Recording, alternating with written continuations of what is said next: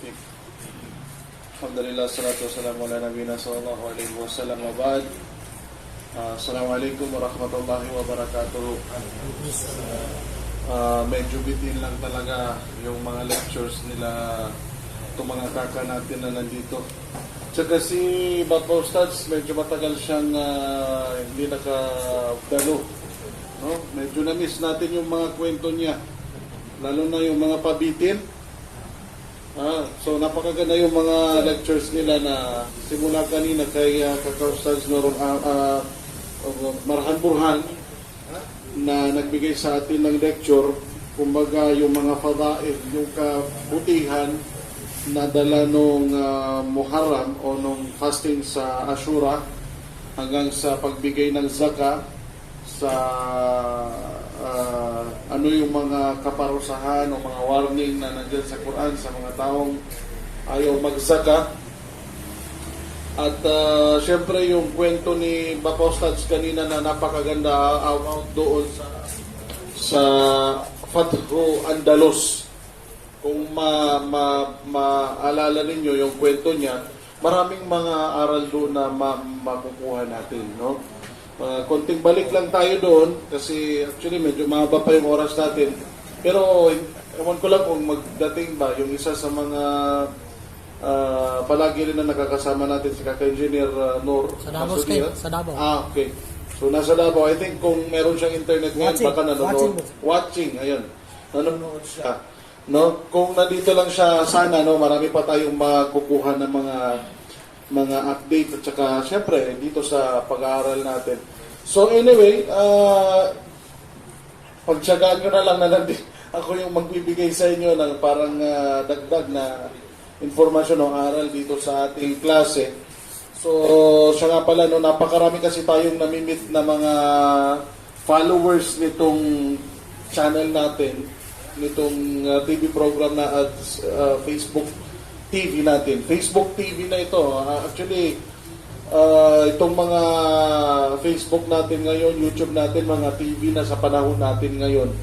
Minsan, mas madalas pa tayong naka-open sa Facebook kaysa sa nung dati na matagal tayo sa TV. Yung information natin ngayon, nagbabago na. Pagka may nasusunog o merong kang narinig na dumaan na bumbero, hanapin mo sa Facebook. Mag-type ka lang dyan, mahanap mo yung live ng mga tao dyan. Ibig sabihin, itong Facebook natin ay isa sa mga outlet natin o di kaya sabihin na natin na information na nakukuha natin agad-agad, no? So, napakaganda nun na naibahagi nila sa atin. Isa-isahin natin, talakayin sa abot ng ating makakaya itong mga binanggit nila at bilang karagdagan sa ating kalaman. Total naman mga Maguindanaon yung nagamit nilang salita, ibahagi na lang natin sa Tagalog kasi marami tayong mga kaibigan na mga hindi nakakaintindi ng Maguindanaon na sumusubaybay sa atin ngayon, no? Maraming salamat nga pala siyempre sa ating walang sawang nagpapatuloy sa atin dito sa kanyang venue.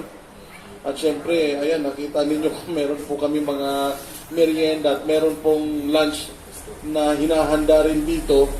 Actually, kung tutuusin, may bahagi ko lang. Kahapon kasi kasama ko si Ustaz Abu Hanin, isa sa mga kaklase ko sa Baguio, at nag-aral ng Sharia, nagtapos ng Sharia sa Jamiat Qasim at nagtapos ng Aqida sa Jamiat Qasim ng kanyang magister. So, isa sa mga naibahagi niya kahapon nang nagkhutbah siya sa Masjid Bulkiah dito sa Grand Mosque natin dito sa Cotabato City, kung ano ba yung baraka na tinatawag. So, ito yung naalala natin. At syempre, ito yung mga katibayan na ibinahagi niya sa atin na paano mo malalaman. Kasi tayo na mga Muslim, tayo na mga tao, gusto natin, kahit naman hindi Muslim, ganun din yung sinasabi, gusto blessing, or di kaya may blessing yung isang bagay. Lalong-lalo na sa ating pananampalatayang Islam, ang isang pagkakaroon ng isang tao ng yaman ay hindi palatandaan na siya ay blessed o di kaya siya ay binigyan ng Allah ng blessing na nagmula sa kanya na kumbaga yun yung gusto ng Allah sa kanya, dahil ang pinaka ang pinaka-warning sa atin, kung ang yaman ng pag-uusapan, kanina pa tinatalakay dito, yung pagkakaroon natin ng sobra sa ating kayamanan, ay minsan nagiging parusa. Nagiging parusa sa atin. So, ibig sabihin pala, hindi pala tandaan na isang taong Muslim na may mga sobrang yaman sa kanya, malalaki yung kanyang bahay or maraming ano pa man dyan na kanyang yaman, hindi yun ang palatandaan. Hindi yan ang palatandaan na ikaw ay minamahal o kumbaga ikaw ay may baraka doon sa yaman mo. Hindi yun ang palatandaan. Kasi baka mamaya mali yung pagkakaunawa ng isang tao kasi may mga tao tayo minsan na naririnig, no? Lalong-lalo na sa mga hindi Muslim at abiyak, lalong-lalo na sa mga watchers natin na mga hindi Muslim. Sa pagkakaunawa kasi ng ilan, pag sinabi mong meron siya, mayaman siya, siya yung blessed, siya yung mahal ng Allah, siya yung mahal ng Panginoon, yun yung pagkakaunawa nila. Pero sa Islam, hindi yun ang palatandaan. Kasi maraming mga tao na sobrang dami ng yaman pero hindi sila masaya. Sobrang dami ng yaman pero wala pa rin pakinabang. So sa atin, isa sa mga palatandaan na may baraka ang isang yaman o di kaya ang isang pamumuhay, ay kung yan na ibinigay sa iyo ng Allah, ay merong pakinabang sa kanyang relihiyon. May pakinabang sa kanyang relihiyon. Halimbawa, binigyan ka ng Allah ng maraming pera, pero ni isa doon sa mga pagsamba na yan, hindi mo nagagastusan. Halimbawa, marami kang pera, marami kang bigas. Tapos yung mga kapitbahay mo, mga kakilala mo na nag-organize o di kaya nag-aaral o di kaya ano man dyan, ng about sa Islam, ay hindi mo nababahagian. Isa yun sa palatandaan, sabi ni Sheikh Kapol, na ang yaman ng isang tao ay walang baraka kasi hindi binibigyan ng Allah ng way na magamit niya yung pera niya, yung yaman niya sa pagkakaroon niya ng reward na matatamasa niya sa kabilang buhay. Kasi tayo, pag gumagastos tayo, kapag gumagastos ang isang tao tungo sa Allah, meron siyang reward sa kabilang buhay. Man anfaqa, sabi ng Allah subhanahu wa ta'ala, وَمَا تُنْفِقُوا بَعْدَ أَعُوذُ بِاللَّهِ مِنَ الشَّيْطَانِ الرَّجِيمِ وَمَا تُنْفِقُوا مِنْ خَيْرٍ يُوَفَّى إِلَيْكُمْ وَأَنْتُمْ لَا تُظْلَمُونَ. Anuman ang mga bagay na inyong gugugulin, gagamitin, yaman yan, effort yan, sarili mong pagod, para sa, gagamitin mo yan para sa Allah, para sa ikabubuti ng kanyang relihiyon. Kumaga sa ikalulugod ng Allah, papalitan yan sa iyo ng Allah doon sa kabilang buhay ng hindi kanya dadayain. Kumaga, hindi ka nag-aaksaya ng pera, hindi ka nag-aaksaya ng pagod, hindi ka nag-aaksaya ng kung ano man dyan, dahil papalitan ng Allah subhanahu wa ta'ala. Yun yung isang palatandaan ng may baraka yung ginagawa natin. Isa pang halimbawa, ito kaya nga mas mapalad tayo kasi itong barn natin, alhamdulillah, no? Dahil pinatnubayan ng Allah itong mga leaders natin at gusto nila na maipamuhay ng isang tao dito sa barn ang moral governance. Bakit moral governance? Kasi magpapatayo ka ng building, di kaya magpapagawa ka ng kalsada, halimbawa, sinasamahan mo ng pagkagusto mo doon na mapapakinabangan ng maraming tao. Yun yung gusto ng barn. O di kaya halimbawa, gagawin niya yung classroom, o ano pa man dyan na bagay, na gagamitin niya para mapakinabangan ng mga tao. Hindi sapat yung sabihin natin na, dahil ito yung trabaho ko, gagawin ko na lang yan. Kailangan gagawin mo yan para sa Allah. So yun yung may mga baraka. Yun yung sinasabi natin na may mga baraka. At ang dahil doon, binibigyan ng Allah ng reward doon sa kabilang buhay.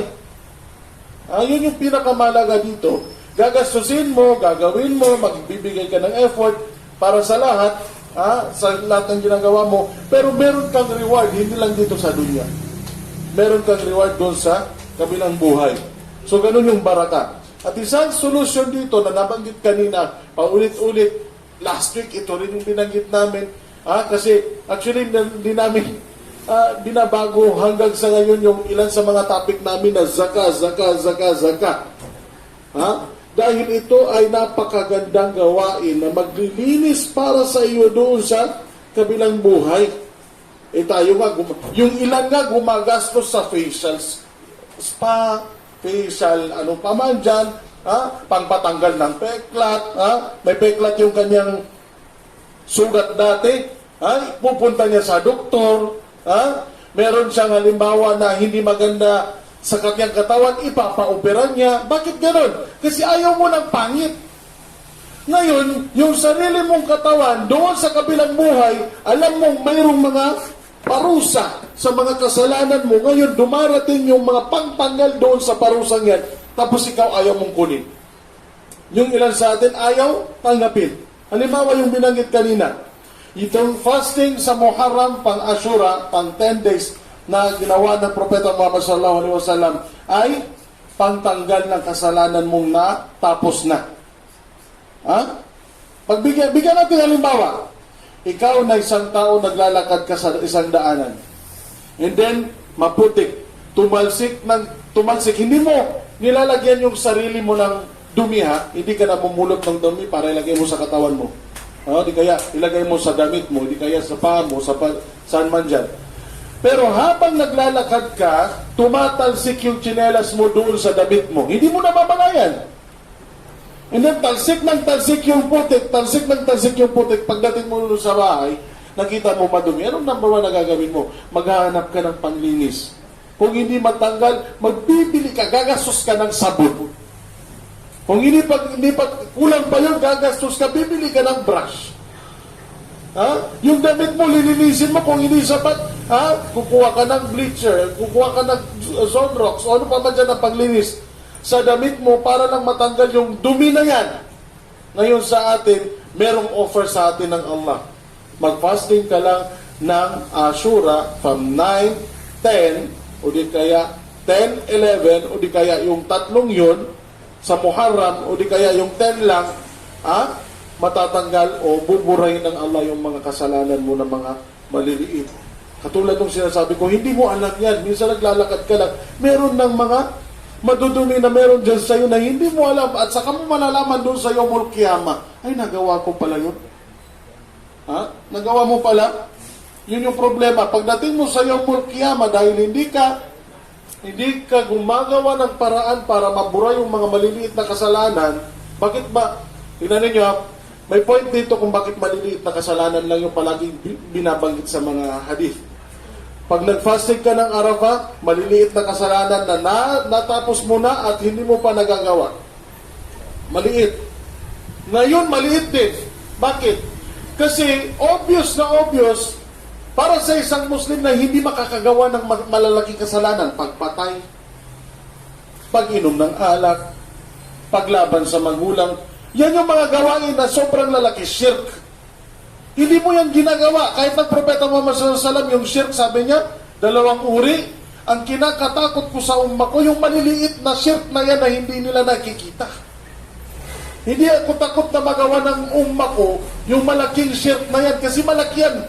Malayo pa na paparating sa kanya, kumbaga, malayo pa yung pagsubok na yan na paparating sa kanya, since na malaki, nakikita niya na iiwasan niya na yan. Ganon din yung mga malalaking mga kabair. Dahil sa laki niyan, dahil sa malaking kasalanan na nakikita mo, hindi mo gagawin. Pero ang number 1 na nakikita ng Rasul sallallahu alaihi wasallam na kinatatakutan niyan, palaging nagagawa na umat, is yung mga maliliit. Kaya usually na naaapakan ng isang tao, yung mga tinik na maliliit. Hindi yan makakaapak ng malalaking mga tinik. Kasi naiiwasan niya kasi malaki. Nakikita niya kaagad, malaki. Iwas. Pero yung maliit, hindi niya nakikita, madalas naaapakan.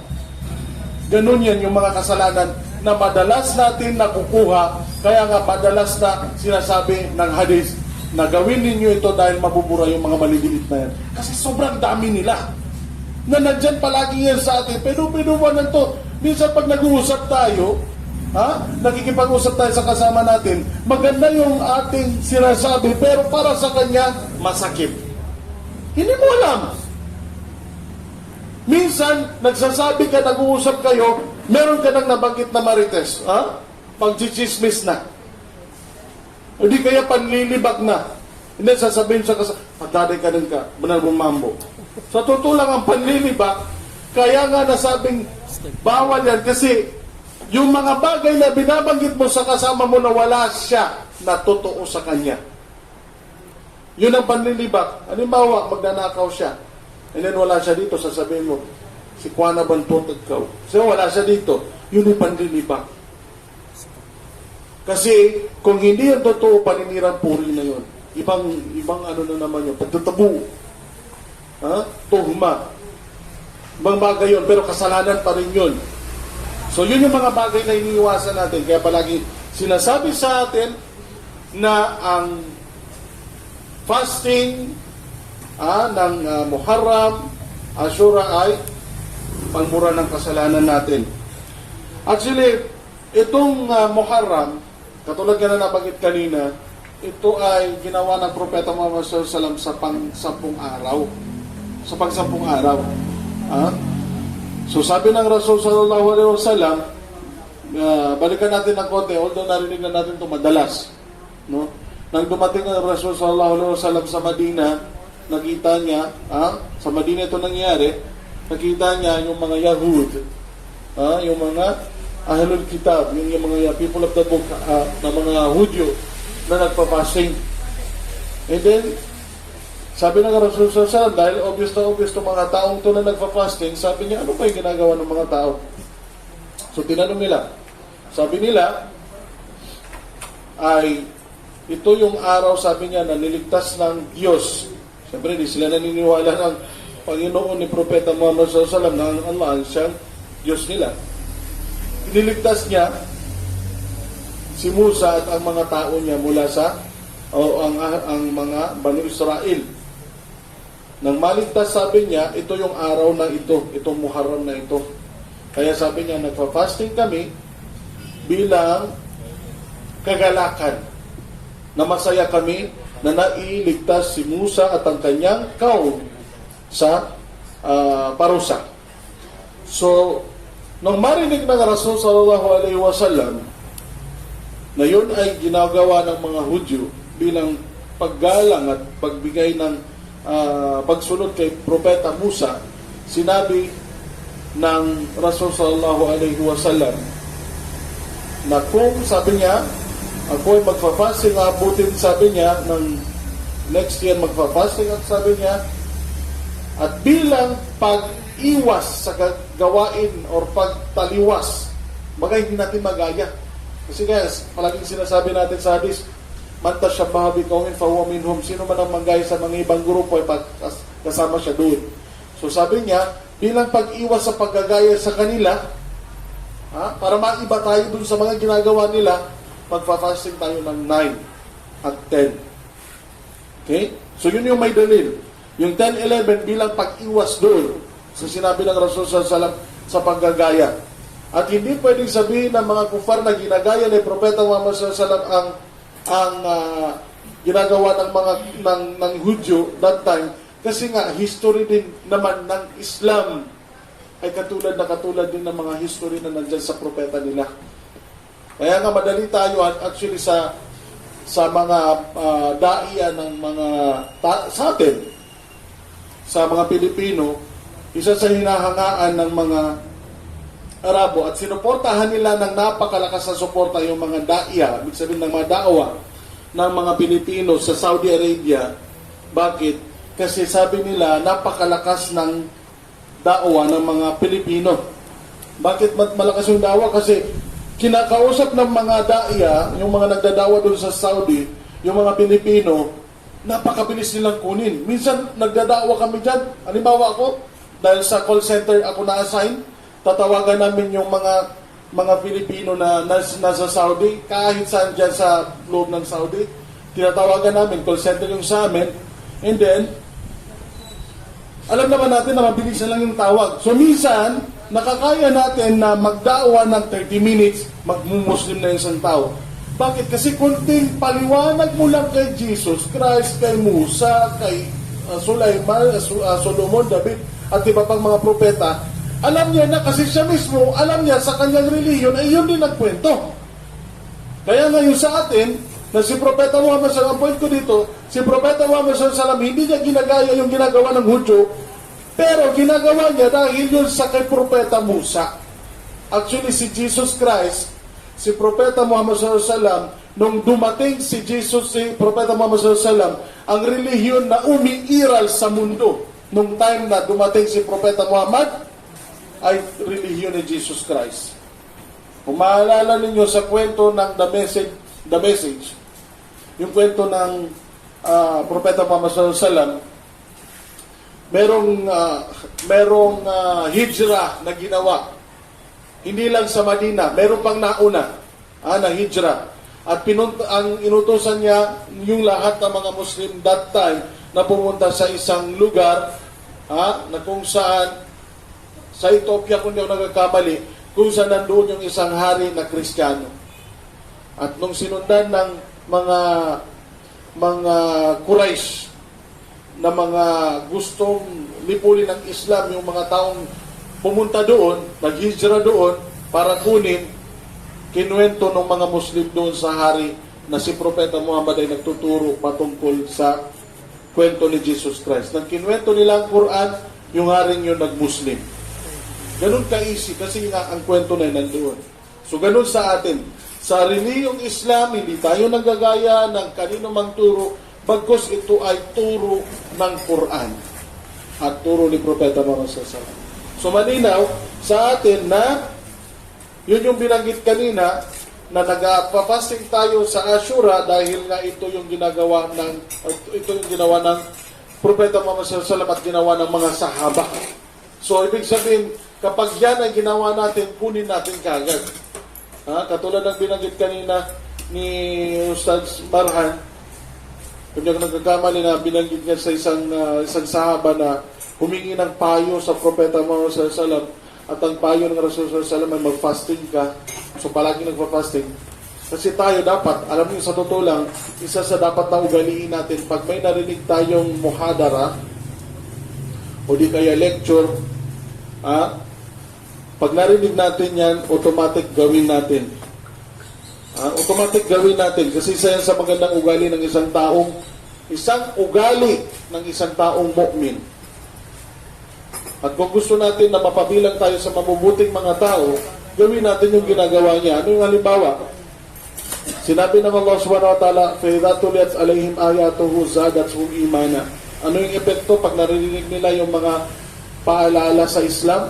Zadathum imana. Automatically, tumataas yung iman nila. So, anong iman? Di ba palagi natin narinig, ang iman tumataas pag gumagawa ka ng ibadah, maaaring bumaba pag gumawa ka ng maasiya. So, ibig sabihin, normal sa atin, nabababa yan. Pero yung palatandaan ng isang taong Muslim na tumataas, yan ang isa sa dapat natin ginagawa. Kaya pag may narinig tayong mga mabubuting aral patungkol sa Islam, gawin natin. Agad-agad. At ipakita natin na tayo ay kabilang sa mga tao, tumataas ang iman. Yun yung maganda doon na kunin natin. So itong nabanggit kanina na zaka, gawin natin. No? Tulad nga nabanggit ni Kakausals kanina, isa sa mga kilala niya ang nagbigay ng zaka na nasa 100,000. 100,000 isang tao lang. So, ibig sabihin, nasa 4 million. Madali lang naman kunin. Kunin nyo yung cellphone ninyo. Kung ang pera mo dyan, 80,000, halimbawa, 80,000, na nakilagay mo sa bangko mo, o di kaya sa drawer mo, sa cabinet mo, sa lalagyan mo ng pera sa bahay, sa vault mo, ng 80,000 na hindi mo nagastos yan at umabot ng isang taon, i-divide mo lang sa 40. Divide 40, matik. Divide 40. 100,000, divide 40. Kung ano yung result yung nagbigay mong zakat? 100 to 5. Pag 80, 2,000. Ibig sabihin, i-divide mo, kung 1 million, automatic, divide mo 40. Divide mo kagad 40. Wala nang tanong, para mabilis tayo. Halimbawa, maraming number. Ustaz, paano kung gagawin yan? Nahihirapan ako. Ang pera ko is 800,000, 79,000, ganito. Maraming hindi mo makayang i-compute. Kumuha kang calculator mo, i-divide mo lang sa 40 kung anong lumabas, bigay mo na. Simple as that. Huwag mo nang pahirapan ang sarili mo. Divide 40 lang. Ano to, makatupad siya daw. Kapasangan ako po, sir. Tumuda ko ba niya makapasamat? Divide mo lang sa 40. Kung wala kang cellphone, I'm sure anak mo meron. Kapitbahay mo meron. Lahat na yan, easy ngayon. Lalo na kung nanonood ka ngayon sa Facebook natin. Saan ka nanonood? Sa Facebook, sa cellphone. So, ibig sabihin, divide 40, easy lang. Kung 100 million ka, divide 40 mo. Matik, lalabas yan. Yun ang ibigay mo. Nagkumanto, balik Islam sa Manila, sa Luzon, napanood ko kubon. Siya, isa ka ng mga taga-Padatano, isa sa mga kaibigan natin na ustads din sa Manila. Pumisita dito sa Cotabato, ang nabanggit niya na isang pamilya lang yung nabalik Islam sa Luzon. 2.5 million ang binibigay niya ng zakah kada taon. Kung, sabi nga ng mga ustads namin sa Baguio, kasi mga Maranao sila, sabi niya, may katingin niya ba mga pagalitan no tingin na niya mga Maranao, manggay? Sabi niya, katawan kayo mga pagalitan niya, mga malakas sa kanya, nakawasa. Marami sa mga kamag-anak natin, mga kakilala, kaibigan natin, kapatid natin sa mga Maranao, sa Tausog, siyempre sa Maguindanao at lahat man ng tribo. Marami. Kasi usually kaya napagit yung mga ustad ko, siyempre Maranao sila. At alam natin na mga businessman tong mga ito. Sabi niya, kung ito lang magbigay ng zakah, inshallah, baka hindi na natin kailangan ng black grant. Kasi ito, biruin mo, kung magbibigay ka ng zakah na, sabihin natin, tigwa 1 million, kung meron ka lang na ilang tao lang, 100 ka tao lang, di 100 million na. So, ibig sabihin, talagang isang purpose dito ng Allah. Bakit ibinigay niyang wajib ito? Kasi nagtutulungan, isang palatandaan na ang lahat ng Muslim ay nagtutulungan. At sa pagpapabigat ng Allah sa pagtutulungan na yan, ay inilagay niya sa rukn. Ibig sabihin ng rukn, ka-level niya ang sambayang, ang sala. Ka-level niya ang shahada.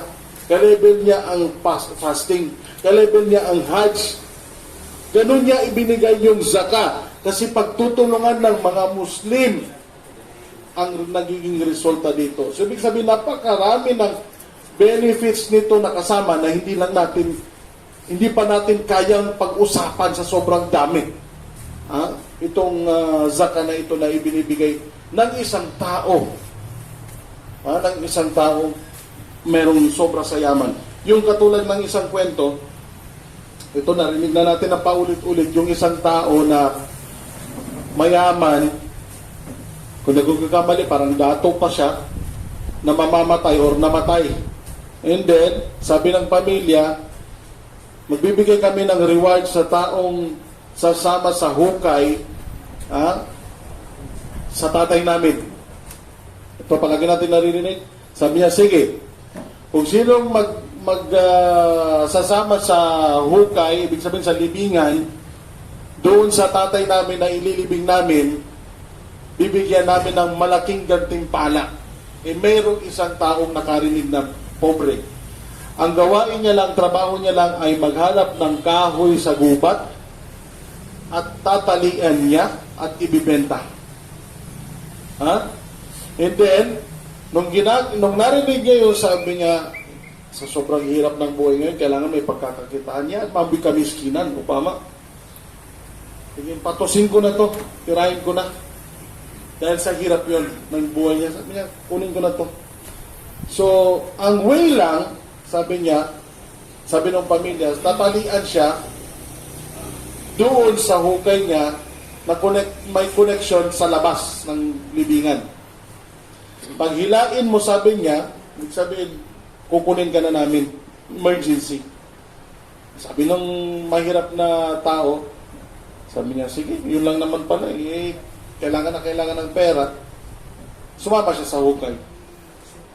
Pagsama siya sa hukay, hindi pa umabot ang 1 minuto, dali-dali ng tumulog na yun, ay humila na siya ng tali. Paghila niya ng tali, lahat ng tao sa labas, nagukay na. So, hindi na umabot ng 1 minuto, yung tao, gusto nang lumabas. Paglabas niya, nagtatatakbo sa sobrang takot. At sa sobrang takot niya, halos hindi nila mahawakan dahil sa sobrang takot ng lalaki. Ha?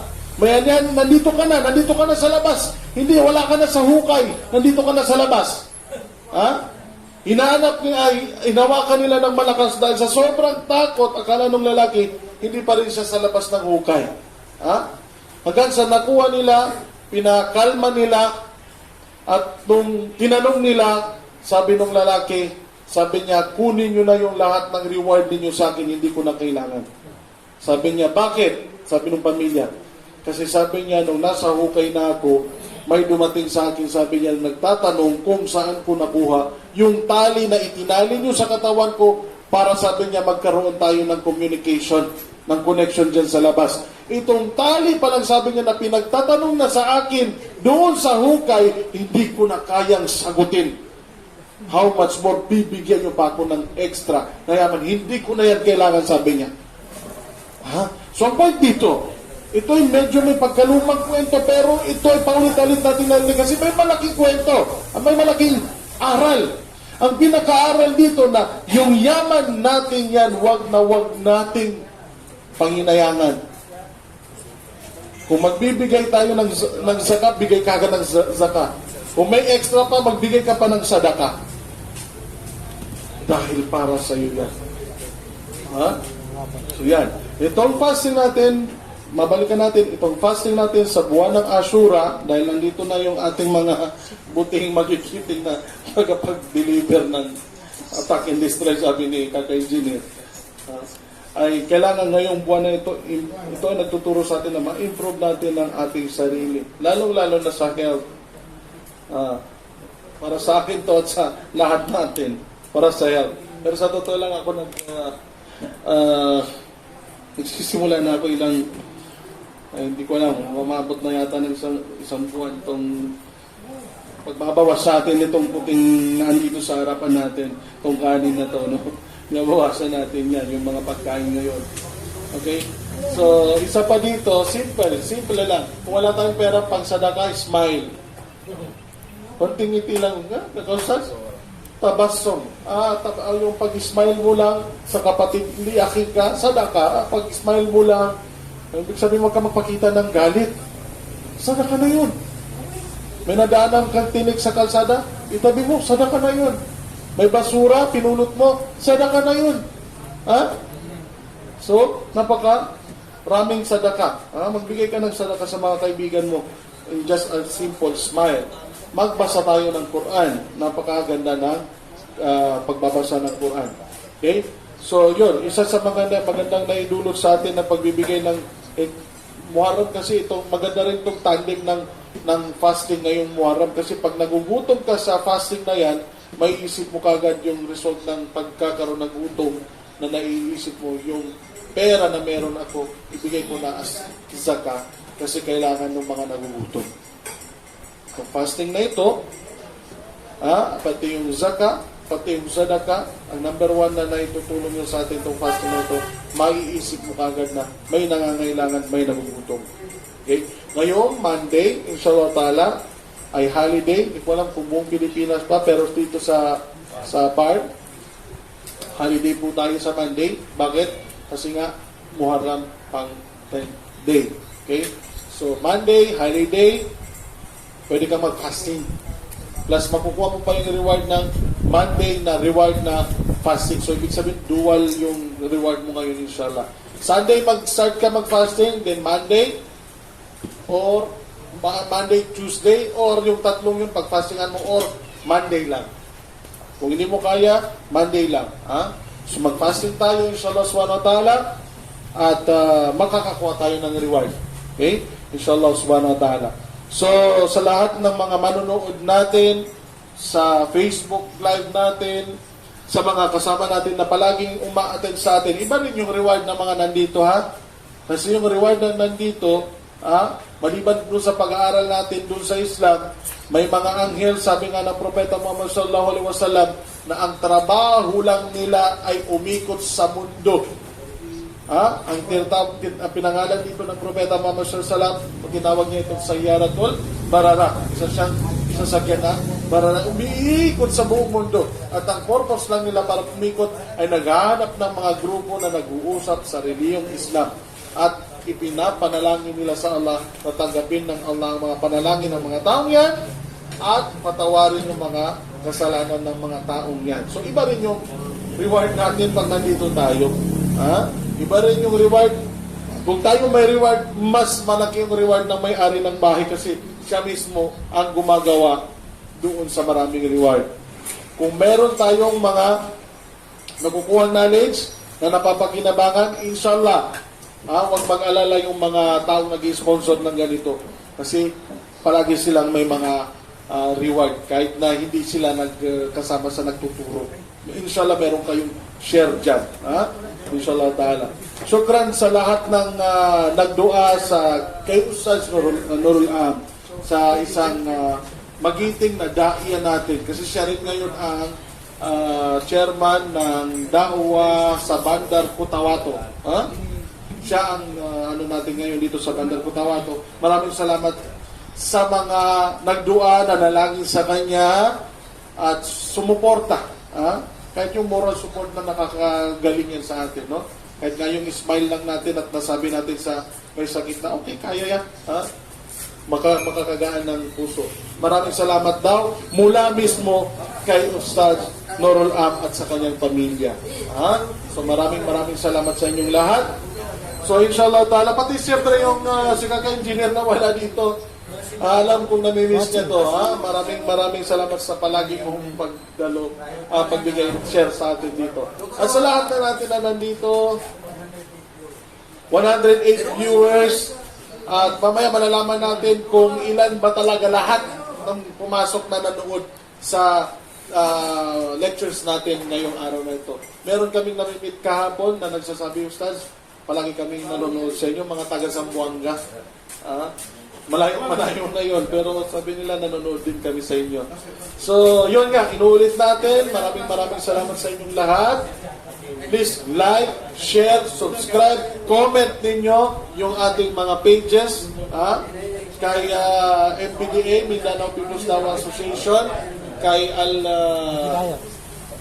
Al-Hidayah and Al-Haidar na nagsishare. Ayun, yung share and people reach niya, umabot na ng 3,920. 3,920. Kasama kasi yung mga minsan, dahil sa busy sila, isang oras lang napanood nila, and then aalis, o di kaya yung iba naputol dahil sa walang internet, kasama sila dito na so umabot tayo ng 3,920. Galo-galo ng kento parang, yung sharer natin, 195. I-share nyo yan kahit na wala na, tapos na yung lecture natin, darating pa yan sa mga kasama natin. Okay, so maraming salamat po sa inyong lahat. Bilang ako na rin yung mag-closing dito sa ating lecture natin sa araw na ito. Maraming salamat sa lahat ng ustads na nag-lecture sa atin ngayon, sa mga dumalo na mga kaklase natin, sa sponsor natin kay Papa Engineer Nagintong kahit sa kanya may bahay na napakasarap magluto para sa atin every Saturday, pati sa mga kasama niya na nandyan, lahat na sumusuporta sa atin, kay Auntie Babay Gayat Tungkay, maraming salamat sa inyong lahat, at sa mga engineers natin na sumusuporta rin sa atin.